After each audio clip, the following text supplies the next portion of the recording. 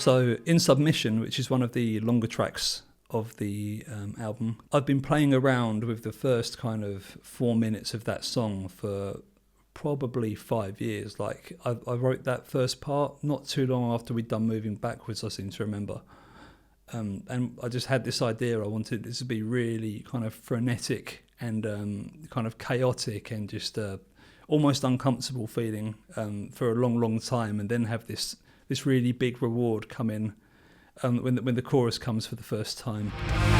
Dedicate yourself to me and be redeemed. You had best believe it's my time to... The structure for this one took ages. Like I think I was experimenting with structural variations for probably around a year, 2 years in the end, but I really started digging into it in January 2023. This was kind of the first song I fully started structuring into a complete piece of music for the new album. And interestingly, our sound tech in Europe, Aura, who is an old friend of mine, she took a listen to a very early version of the song, and she just said, there isn't enough release in it. It's just heavy, and complicated. And maybe I would have gotten there on my own eventually, but it just really shoved me down the route of trying to find something interesting to connect the end of the second chorus and this really big instrumental development after it.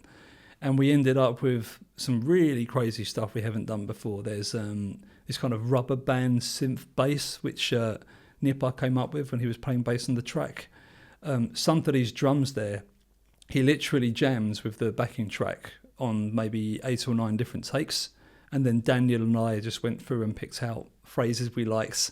We didn't move them around in time, but just from different takes we'd take phrases we liked and we comped it together to make the whole performance. And approaching it from that angle, it ended up feeling decidedly unmetal in a way which I think really suits the song. It makes the bigger parts sound bigger to my ears, having this kind of ambience and experimentation in the middle of it. So that was very satisfying to do. Maneuvering again, a beginning, bludgeoning all who come between.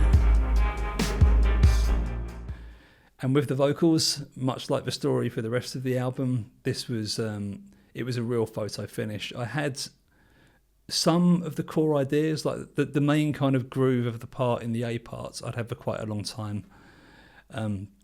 But it really took some doing to just to know when to leave vocals in, when to take them out, and to try and get some kind of themes that repeated throughout the song. There's so much change in what's going on with the guitar and the bass.